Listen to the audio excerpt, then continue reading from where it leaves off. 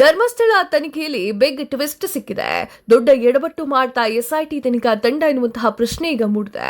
ಆ ಲಕ್ಷ್ಮಣ ರೇಖೆಯನ್ನ ದಾಟಿತಾ ತನಿಖಾ ತಂಡ ಎನ್ನುವಂಥದ್ದು ಈಗ ಮೂಡಿರುವಂತಹ ಪ್ರಶ್ನೆ. ರಾಜ್ಯ ಸರ್ಕಾರದ ಆ ನಿಯಮವನ್ನ ಮೀರ್ಬಿಡ್ತಾ ಎಸ್ಐಟಿ ತನಿಖಾ ತಂಡ. ಎಸ್ ವೀಕ್ಷಕರೇ, ಧರ್ಮಸ್ಥಳ ಕೇಸ್ನಲ್ಲಿ ಅಂದ್ರೆ ಧರ್ಮಸ್ಥಳ ತನಿಖೆಯಿಂದ ಸೌಜನ್ಯ ಕೇಸನ್ನ ಹೊರಗೆ ಇಡಲಾಗಿತ್ತು. ಎಸ್ಐಟಿ ರಚನೆ ಆದೇಶದಲ್ಲಿ ಇದನ್ನ ಸ್ಪಷ್ಟವಾಗಿ ಹೇಳಲಾಗಿತ್ತು. ಆದರೆ ಧರ್ಮಸ್ಥಳ ಫೈಲ್ಸ್ ಇದರ ವಿಚಾರವಾಗಿ ಸುದ್ದಿ ಬಳಸಿ ಸೌಜನ್ಯ ಕೇಸ್ ಬುಡಕ್ಕೆ ಬಂದಿದೆ ಅನ್ನೋದು ಈಗ ಗೊತ್ತಾಗ್ತಾ ಇದೆ. ಚಿಕ್ಕ ಕೆಂಪಮ್ಮನ ದೂರದ ಆಧಾರದ ಮೇಲೆಗೆ ಎಸ್ಐಟಿ ತನಿಖಾ ತಂಡದ ಅಧಿಕಾರಿಗಳಿಂದ ತನಿಖೆ ಮಾಡಲಾಗುತ್ತೆ. ಸೌಜನ್ಯ ಕೇಸ್ನಲ್ಲಿ ಆರೋಪ ಮುಕ್ತರಾಗಿದ್ದವರಿಗೆ ಈಗ ಎಸ್ಐಟಿ ತನಿಖಾ ತಂಡದವರು ನೋಟಿಸ್ ಅನ್ನು ನೀಡುತ್ತಾರೆ. ಉದಯ್ ಜೈನ್, ಧೀರಜ್ ಖೆಲ್ಲಾ ಮತ್ತು ಮಲ್ಲಿಕ್ ಜೈನ್ಗೆ ಈಗ ನೋಟಿಸ್ ಅನ್ನು ನೀಡಿದ್ದಾರೆ. ನಿನ್ನೆ ಎಸ್ಐಟಿಯ ಮುಂದೆ ಹಾಜರಾಗಿ ವಿಚಾರಣೆ ಎದುರಿಸಿದಂತಹ ಉದಯ್ ಜೈನ್ ಇಂದು ಧೀರಜ್ ಖೆಲ್ಲಾ ಮತ್ತು ಮಲ್ಲಿಕ್ ಜೈನ್ ಎಸ್ಐಟಿಯಿಂದ ಮುಂದೆ ಬರುವಂತಹ ಸಾಧ್ಯತೆಗಳು ಕೂಡ ತುಂಬಾ ಹೆಚ್ಚಾಗಿ ಕಂಡು ಬರ್ತಾ ಇರುವಂತದ್ದು. ಅಂದ್ರೆ ನಿನ್ನೆ ಉದಯ್ ಜೈನ್ ಅವರು ಬಂದಿದ್ದಾರೆ. ಇವತ್ತು ಅಥವಾ ನಾಳೆ ಧೀರಜ್ ಖೆಲ್ಲಾ ಮತ್ತು ಮಲ್ಲಿಕ್ ಜೈನ್ ಬರುವಂತಹ ಸಾಧ್ಯತೆಗಳು ಹೆಚ್ಚಾಗಿದೆ. ಸೌಜನ್ಯ ಪ್ರಕರಣದಲ್ಲಿ ಈವರೆಗೂ ಕೂಡ ನ್ಯಾಯ ಸಿಕ್ಕಿಲ್ಲ ಅನ್ನೋದು ನಿಜ, ಹೌದು, ಒಪ್ಕೊಳ್ಳೋಣ. ಅದೇ ಸೌಜನ್ಯ ಪ್ರಕರಣದ ಮರು ತನಿಖೆ ಆಗಬೇಕು ಅಂತ ಹೇಳಿ ಹಕ್ಕೊತ್ತಾಯ ಆಗಿರೋದು ಕೂಡ ನಿಜ. ಆದರೆ ಎಸ್ಐಟಿಗೆ ಸದ್ಯದ ಮಟ್ಟಿಗೆ ಸೌಜನ್ಯ ತನಿಖೆ ನಡೆಸುವಂತಹ ಅಧಿಕಾರ ಇದೆಯಾ? ಈ ಎಲ್ಲಾ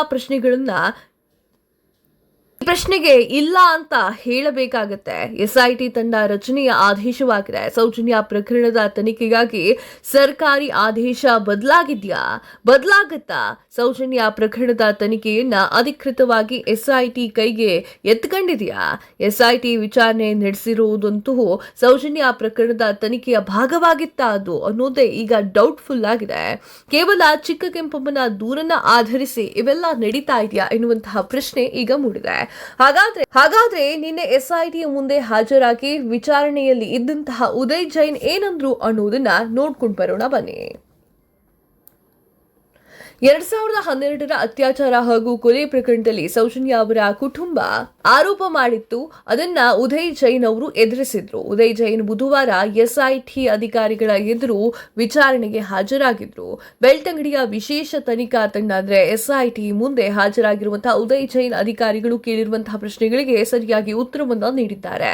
ಸೌಜನ್ಯ ಅವರ ಅತ್ಯಾಚಾರ ಮತ್ತು ಕೊಲೆ ಪ್ರಕರಣದಲ್ಲಿ ಉದಯ್ ಜೈನ್ ಅವರನ್ನ ಆರೋಪಿಯಲ್ಲಿ ಒಬ್ಬರೆಂದು ಹೆಸರಿಸಲಾಗಿದೆ. ಪ್ರಕರಣಕ್ಕೆ ಸಂಬಂಧಪಟ್ಟ ವಿಚಾರಣೆಗೆ ಎಸ್ಐಟಿ ನೀಡಿದಂತಹ ಸಮನ್ಸ್ ನಂತರ ಜೈನ್ ಅವರು ಹಾಜರಾಗಿದ್ದಾಗ ಪೊಲೀಸ್ ಮೂಲಗಳು ತಿಳಿಸಿದೆ. ಎಸ್ಐಟಿ ತನಿಖಾ ತಂಡದ ವಿಚಾರಣೆಗೆ ಹಾಜರಾಗಿರುವಂತಹ ಉದಯ್ ಜೈನ್ ಬುಧವಾರ 11 ಗಂಟೆಗೆ ಕಚೇರಿಗೆ ಬರ್ತಾರೆ. ಹಾಜರಾಗುವಂತೆ ಎಸ್ಐಟಿ ತನಿಖಾ ತಂಡದ ಅಧಿಕಾರಿ ಒಬ್ರು ಹೇಳ್ತಾರೆ. ನಿನ್ನೆ ದೂರವಾಣಿ ಸಂಪರ್ಕದಲ್ಲಿ ನನಗೆ ತಿಳಿಸಿದ್ದಾರೆ ಅಂತ ಹೇಳಿ ಅವರು ಸುದ್ದಿಗಾರರೊಂದಿಗೆ ಮಾತನಾಡಿದ್ದಾರೆ. ಸೌಜನ್ಯ ಕೇಸ್ ಪ್ರಕರಣದ ಎಫ್ಐಆರ್ ನಲ್ಲಿ ನಮ್ಮ ಹೆಸರು ಇರಲಿಲ್ಲ, ಆದರೂ ನನ್ನನ್ನು ಆರೋಪಿಯನ್ನಾಗಿಸುವಂತಹ ಷಡ್ಯಂತ್ರ ನಡೆದಿತ್ತು. ಸಿಬಿಐ ಮತ್ತು ಸಿಐಡಿ ಅಧಿಕಾರಿಗಳು ನನ್ನನ್ನು ವಿಚಾರಣೆಗೆ ಒಳಪಡಿಸಿದ್ರು. ನಮ್ಮ ಮಂಪರು ಪರೀಕ್ಷೆಯನ್ನು ಕೂಡ ಮಾಡಲಾಗಿತ್ತು. ಈ ಪ್ರಕರಣದಲ್ಲಿ ನನ್ನ ಪಾತ್ರ ಇಲ್ಲ ಅನ್ನೋದು ಸಾಬೀತಾಗಿತ್ತು ಅಂತ ಹೇಳಿದ್ದಾರೆ. ಅಂತೆಯೇ ಈಗ ಎಸ್ಐಟಿ ಅವರು ಈಗ ಪ್ರಕರಣ ಸಂಬಂಧ ವಿಚಾರಣೆಗೆ ಕರೆದಿದ್ದಾರೆ. ನಂಗೆ ಗೊತ್ತಿಲ್ಲ ಅಂತ ಹೇಳಿ ಅವರು ಮಾತನಾಡಿದ್ದಾರೆ. ಇನ್ನು ಈ ಪ್ರಕರಣ ಎಲ್ಲಿಗೆ ಹೋಗಿ ಮುಟ್ಟುತ್ತೋ ಕಾದು ನೋಡಬೇಕಾಗಿದೆ. ಹೆಚ್ಚಿನ ಮಾಹಿತಿಗಾಗಿ the news Hunt YouTube channel ಅನ್ನು ಸಬ್ಸ್ಕ್ರೈಬ್ ಮಾಡಿ. ಧನ್ಯವಾದಗಳು.